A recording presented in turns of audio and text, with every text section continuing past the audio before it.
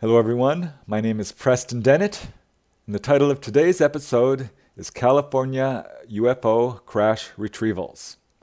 The most famous UFO crash is probably the Roswell UFO crash of 1947, which took place outside of Roswell, New Mexico, but it's certainly not the only one.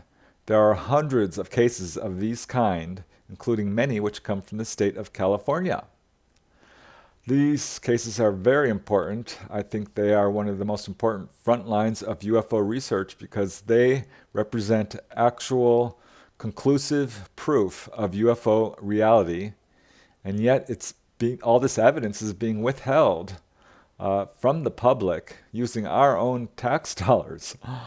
There are a dozen cases that I'd like to share with you coming from California, and I'll tell these all in chronological order so we can just get a little glimpse into what's going on in just one state in the United States. And the first case I'd like to discuss took place back in 1942, actually. It was first revealed a decade later in 1952 by a gentleman by the name of Joe Rohrer of Pikes Peak Radio Company.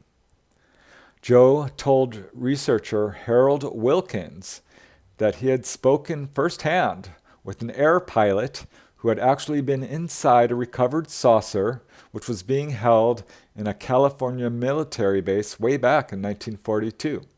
According to Joe Rohrer, and I'm quoting him directly, "A little man from a saucer is being tenderly cared for in the incubator room at San Diego, while cadavers of two saucer pilots are being dissected by surgeons of the U.S. Army Air Force Medical Division.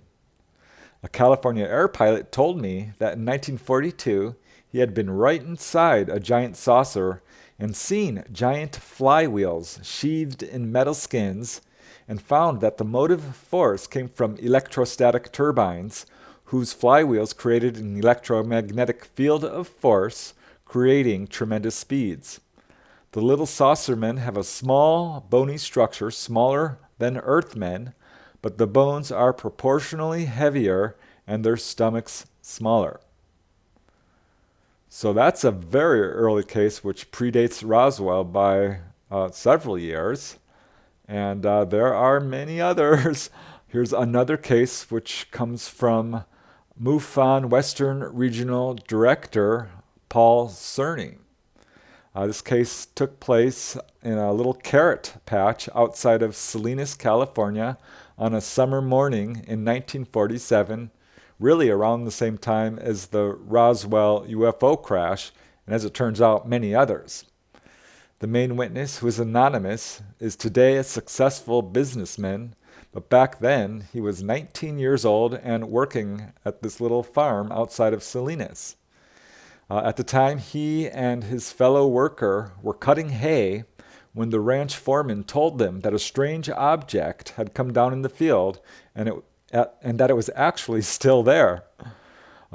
So they went and looked at it, and the witness told Paul Cerny that the object was a large disc, 9 feet in diameter, 4 feet high, and was made of a dull gray metal. There were small rectangular portholes around the rim of the craft. Otherwise, there was no other markings and no evidence of any damage. The witnesses walked around the object and finally stepped up to it and actually kicked it. There was no reaction other than they heard a hollow metallic clanging noise. And it was shortly later that the U.S. military showed up and confiscated the craft, warning the witnesses not to discuss what they had seen. As MUFON Western Regional Director Paul Cerny says, and I'm quoting, "They instructed the two men to get lost and warned them not to breathe a word about what they had seen. From a distance, the witness and his companion observed the military group proceed to struggle the vehicle onto the truck bed, cover it with a tarp, secure it, and drive off. That was the last they saw or heard of it. Inquiring the foreman later, they learned that the ranch owners had informed the military authorities of the object's presence." So that's another case so many cases of this kind. It makes me wonder just how many crashed and recovered UFOs the military has out there. Uh, for example, another very interesting tidbit of testimony comes from researcher Leonard Stringfield, who's a true pioneer in the field of UFO crash retrievals. He was the first researcher to systematically collect these types of reports. And he talked to a gentleman from California by the name of Leon Kreis. According to Leon, he and his wife were watching a television news story about a crashed UFO. And according to Leon, and I'm quoting, "It was about 1948, maybe later, when my wife and I were watching the news on our new TV set, that a disc-shaped object was shown, stuck, slightly tilted in a sand dune. It had a dome at the top and no windows." According to Leon, the newscaster said that the object had crashed on the Mexican border near the Rio Grande, and said that bodies had actually been recovered and that the craft had been shipped to an air base in California. At that point, the sound on the TV was cut off and the picture went black. So it was apparently censored. And Leon Kreis and his wife never heard another word of the incident, but always remembered it, remembered what they had seen, and eventually did report it to researcher Leonard Stringfield. So it's more evidence that there's stuff going on at California Air Force bases than the public is being told. Another very early case, and somewhat controversial, comes from a gentleman by the name of Roy Dimmick. According to some sources, his name is Ray Dimmick. Mr. Roy Dimmick was a sales manager for an explosives company in Los Angeles and was a fairly well-known amateur golfer. So sort of a public figure. And on March 9th, 1950, Roy Dimmick kind of dropped a bombshell when he told the LA Times that he was on a business trip to Mexico when he observed a crashed saucer. According to Ray, this object was 46 feet in diameter. The wreckage contained the body of at least one humanoid, about 23 inches tall, with a big head and a small body. And this is what the LA Times reported. The article caused a sensation, and Roy was contacted by many people, but he refused to give any further details. And the case was later dismissed by some researchers as being a hoax, though today other researchers are now raising questions and questioning if the case was in fact valid.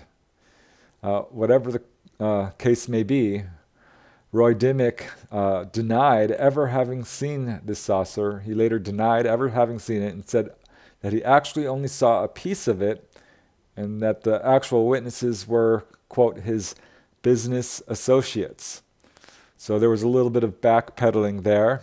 Perhaps he had been threatened. I don't know. But as we've seen, this sort of thing turns up a lot. Witnesses are threatened not to talk, and sometimes even more severe action is taken. For example, here's another case, which comes again from Leonard Stringfield, involving a gentleman by the name of Buddy Hack. He was a CPO radar observer who was stationed at Sunnyvale Naval Air Station. This is again in California. And while he was stationed at the base, he witnessed an actual recovered extraterrestrial craft. As Leonard Stringfield writes, and I'm quoting him directly, Buddy Hack, according to testimony received from members of his family, had accidentally entered a door of a large hangar, temporarily unguarded, and saw a huge, round, saucer-shaped craft with a row of windows. A guard shut the door in his face and ordered him to forget what he had seen or else. 2 years following this incident, Buddy Hack's plane mysteriously disappeared without any trace outside of San Diego. Researchers were able to confirm with Buddy's family members the whole story. And in fact, Buddy's mother recalls her son often saying, "It was certainly no aircraft of ours." So it could be that Buddy did have an unfortunate accident, or that he was actually silenced by our own government for going public to his family and to researchers. And I tend to think the latter because of what happens in several of these other cases. Another case which comes from Leonard Stringfield took place at Edwards Air Force Base, which has a long history of UFO encounters. And according to Leonard Stringfield, and I'm quoting, "My information for one known UFO crash comes from a professional employee in a technical position at a large General Electric plant. His brother, who wishes to be unnamed, was on duty as a radar specialist at Edwards Air Force Base in 1952 when he saw a UFO descending toward Earth at great speed across his radar screen. When the UFO was confirmed to have crashed, the captain on duty gave him instructions. 'You didn't see anything.' The specialist learned a short time later from base officials that an unidentified craft did crash in a nearby remote desert area. The retrieved craft was more than 50 feet in diameter, with a row of windows around its equator. Its metallic surface was in a burned, blackened condition. He also heard that the craft was occupied by humanoid bodies approximately 4.5 feet tall. So according to Leonard Stringfield's source, the craft was only being temporarily stored at Edwards Air Force Base before being shipped to Wright-Patterson Air Force Base in Ohio, which is of course well known for collecting extraterrestrial material. So I'm telling you, there are many cases. Here's another case which occurred in July of 1952, which comes from pioneering researcher Harold T. Wilkins, who received the following letter from a gentleman in Oklahoma. As the letter reads, "On a business trip to San Francisco last week, I met a nice reliable fellow who heard from a pal in the U.S. Air Force that they have captured a little fellow 3 feet tall from a forced down saucer and are keeping him alive in a pressure chamber somewhere in California. He comes from another planet and was one of 3 others killed in a crash caused by radar in an Arizona desert in 1950.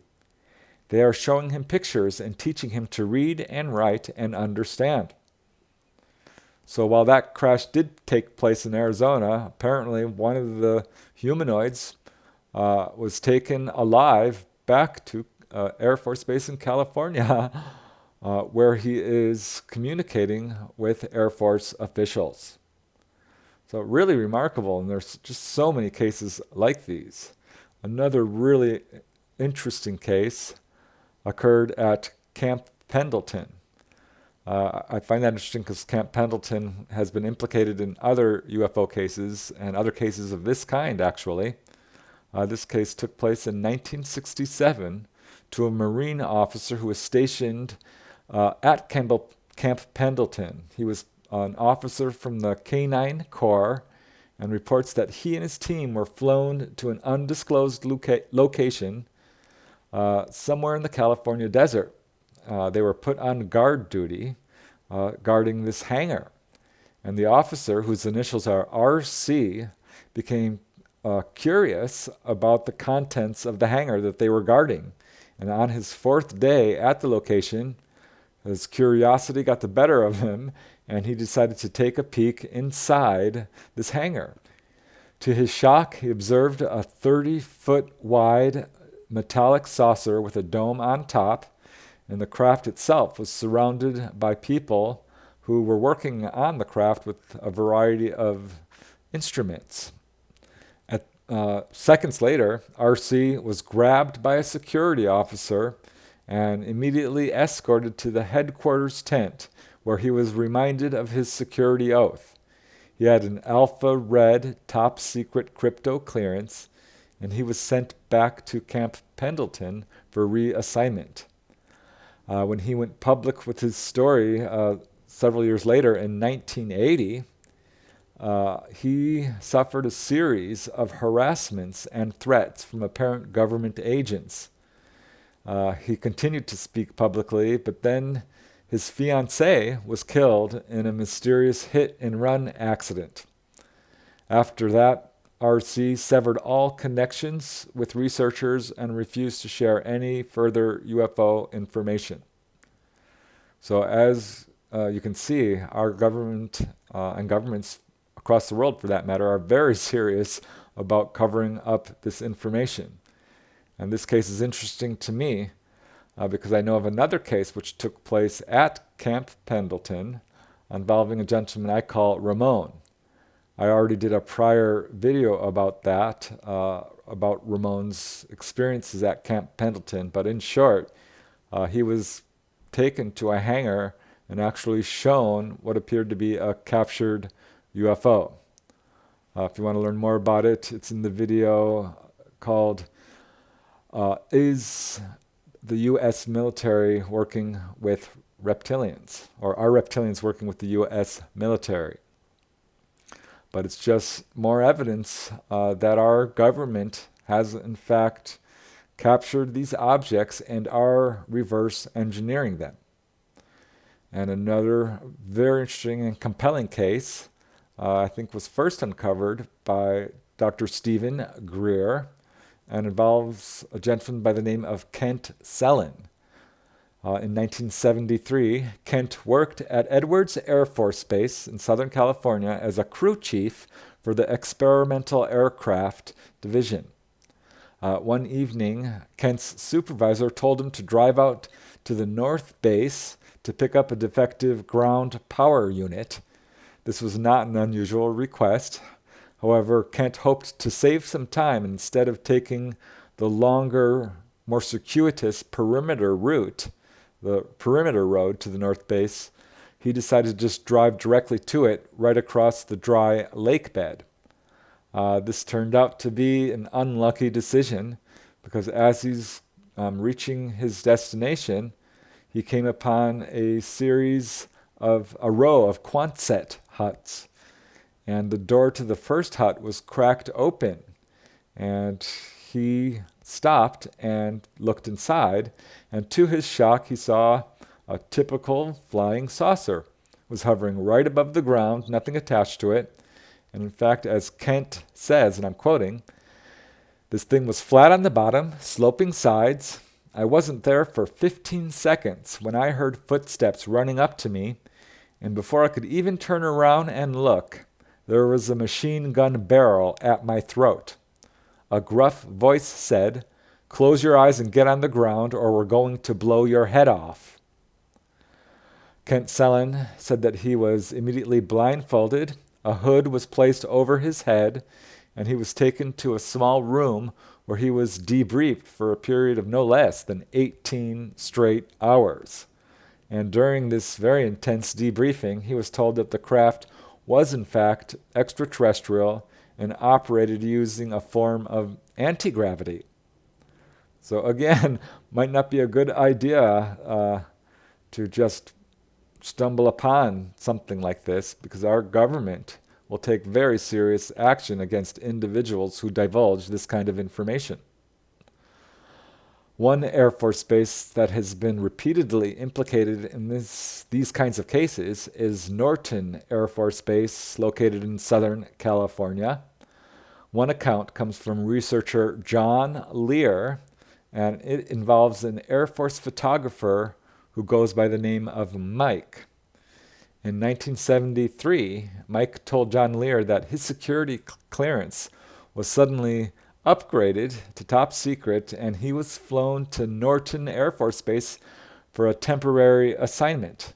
Upon landing at the base, he was told he was going to photograph a UFO and the autopsy of 3 deceased extraterrestrials. He was given a white smock and boots and was escorted into an underground installation where he observed a metallic disc-shaped craft 30 feet in diameter. It was suspended from a net hanging from a large crane. Mike was taken inside the craft itself and told to photograph the control panels and other fixtures, which he did.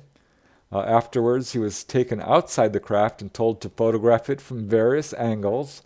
And finally, he was taken to another room where he photographed 3 deceased extraterrestrials.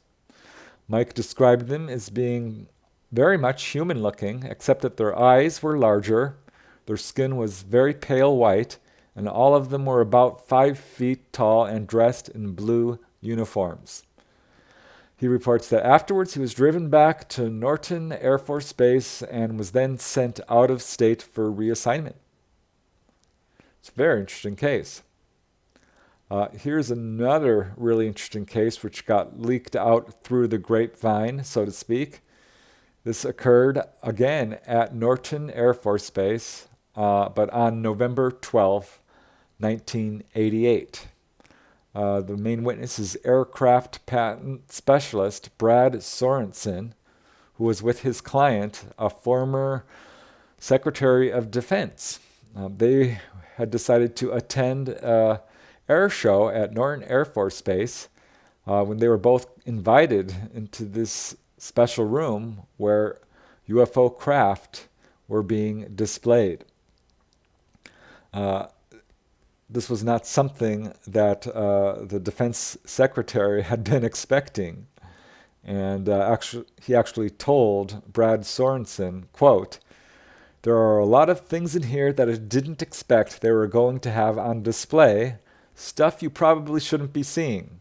So don't talk to anybody, don't ask any questions, just keep your mouth shut, smile and nod, but don't say anything. Just enjoy the show. We're going to get out of here as soon as we can." So Brad Sorensen realized he had gotten himself into a little bit of hot water here and just agreed to follow the defense secretary and keep quiet. But after the event, Brad Sorensen did spill the beans. He talked to his associate, a gentleman by the name of Mark McCandlish, who is also an aerospace design expert. And he told Mark exactly what he saw. According to Mark McCandlish, and again I'm quoting, "They go in and they turn the lights on, and here are 3 flying saucers floating off the floor. No cables suspended from the ceiling holding them up. No landing gear underneath, just floating, hovering above the floor. They had little exhibits with the videotape running, showing the smallest of the 3 vehicles sitting in the desert, presumably over a dry lake bed, someplace like Area 51. So he listened intently and collected as much information as he could, and when he came back, he told me how he had seen these 3 flying saucers in this hangar at Norton Air Force Base on November 12, 1988. Brad said that in this exhibit at Norton Air Force Base, a 3-star general said that these vehicles were capable of doing light speed or better." So it's a very interesting case, to say the least, and again, not the only one involving Norton Air Force Base. One additional case comes from a gentleman who's very highly placed within the U.S. government, a gentleman by the name of Lieutenant Colonel John Williams. Back in 1964, Williams had joined the Air Force, and he became a helicopter rescue pilot in Vietnam. He then obtained a degree in electrical engineering and was put in charge of major construction projects for the Military Air Command. And because of this sort of need-to-know status, he was allowed access to numerous highly secure facilities, including Norton Air Force Base.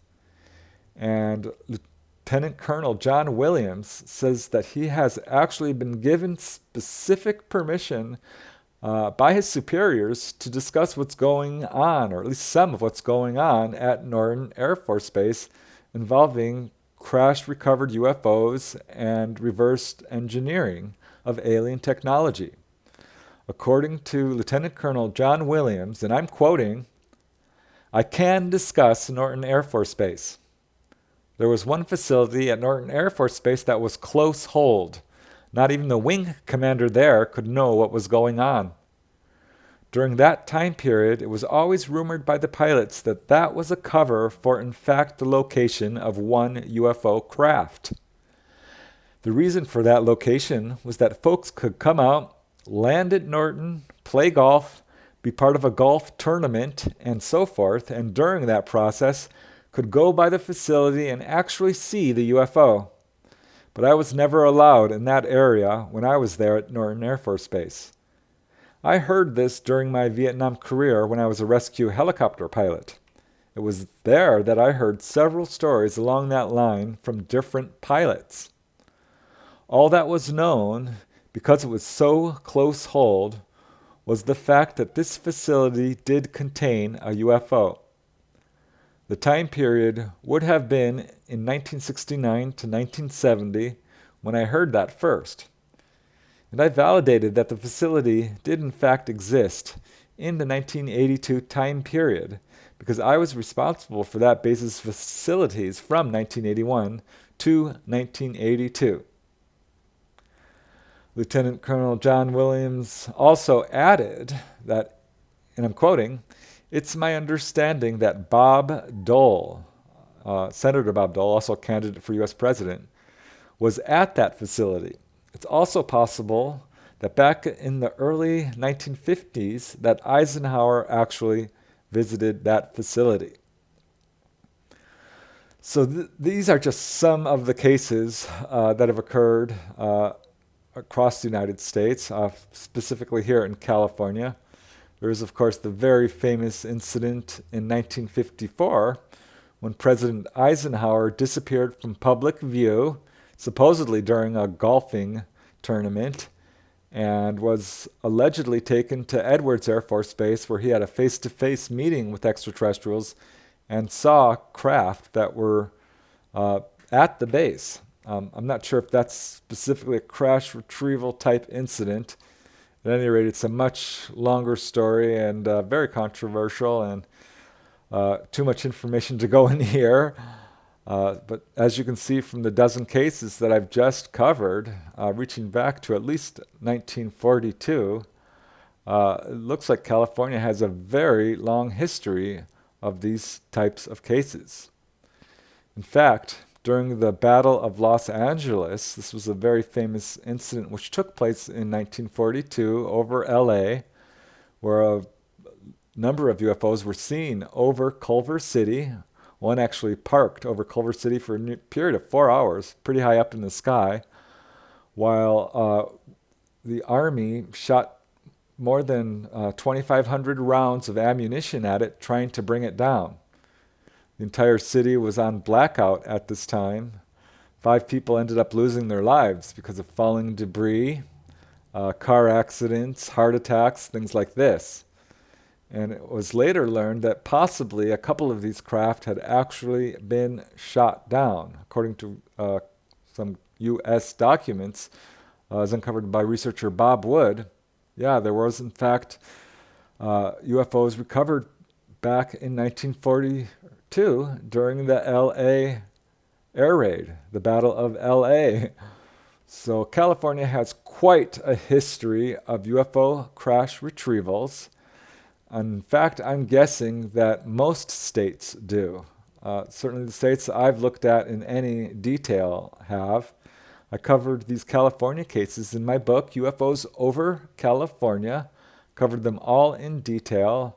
And I was shocked to learn how many there are and how long this sort of thing has been going on. The reason I wanted to do this video is because I feel like these cases are extremely important. As I said, they represent one of the most important front lines of UFO research that really have the potential to change the world. If this technology were released, we could move off of fossil fuels and solve the energy crisis and the economic crisis and the environmental crisis all in one swoop. So these cases are really crucially important. Also because they represent absolute conclusive proof of UFO reality. While people often call UFOs a mystery, I think in military circles this is not a mystery at all. They know exactly what these things are because they have them. They have the craft, they have the bodies, they have the ET technology, and they've been trying to understand it and study it for a very long time, and using our own tax dollars. So that's why I think this information should be very widely known, and that's why I did this video. Thanks once again for watching. I hope you've enjoyed it. And until next time, keep having fun.